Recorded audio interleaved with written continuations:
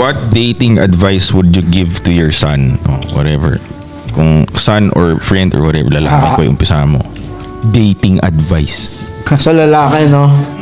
Dati nakakita ako ng clip sa Instagram. Parang nag-school na yung anak niya. Bata pa, nag-school. Tapos parang sinabi niya, tinanong niya, ang advice niya yata, okay, pag nag-hi sa'yo yung mga babae, anong sasabihin mo? Nasabi nung anak niya, hindi mag-hi ako pabalik. Hi! Nasabi nung tatay niya, ano ka ba? Hindi ganyan. Mag-WhatsApp ka lang. Ganun lang. Ganun lang. Siyempre pag bata, ganun lang yung mga ituturo ko, hindi pa gaano komplikado, di ba? Parang ganun. Ganun ka lang. Mga yan mga hindi naturo sa akin dati. Pero ang galing nga yung anak ni Kika, ganun eh. Pag may, kahit ang ganda na nung babae na doon, hindi pinapansin nung... Suplado, no? Suplado yung anak ni Kika eh.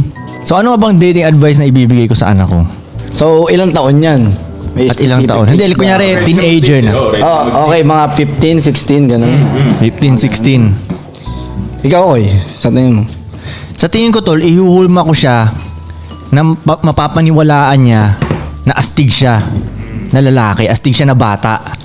Pero dapat totoo yun ha, hindi yung ano ko lang sa utak niya. Dapat totoo siya, tapos papaniwalaan niya talaga. Kasi iba yung tingin mo ngayon nun eh. Dati kasi parang yan, kadamihan ng mga lalaki, hindi nila ganun tingnan yung sarili nila. So ngayon, pag naharapan sila ng magandang babae, sa tingin nila mas mataas yun. So ngayon, pinupuri nila, ginagawa nilang Diyosa, di ba? Doon nagkaka-fuck-upan ngayon na pagtitripan sila itong babaeng to.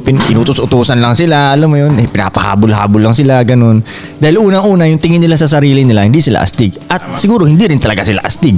Diba? So ngayon, yung anak ko, papaastigin ko na siya as much as possible sa edad niyang yun. At kailangan, yun din ang tingin niya sa sarili niya.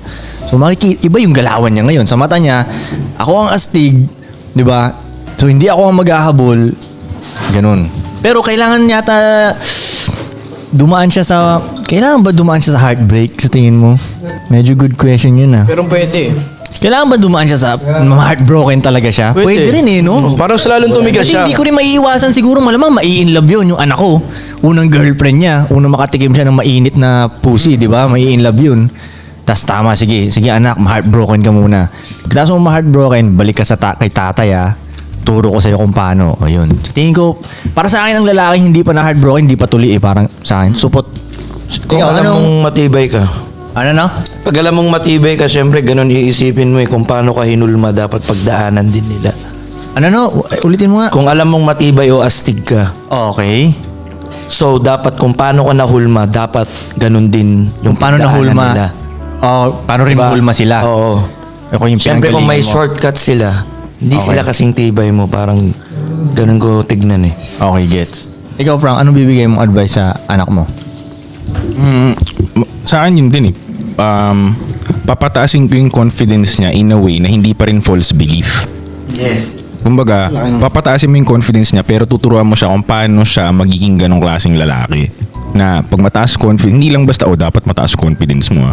Hindi ganon. Kumbaga, anak, good looking ka, whatever, di ba? Pero ituturo mo pa rin sa kanya, kailangan mo mag-workout, nak, ganyan.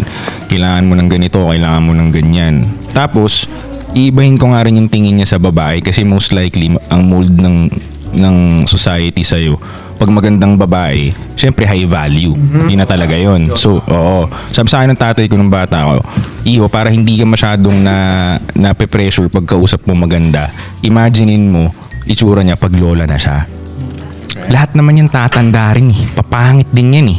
So yung lahat tayo ganun eh. Papangit tayo, mag-iiba yung face value natin.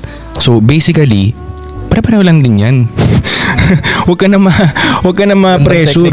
Huwag ka na ma-pressure. Pare-pareho lang. Tatanda din lahat yan. Papangit din lahat yan. Lahat tayo ganun. So, ano pang kinaka-pressure mo? Pare-pareho lang yan. Parang ganun.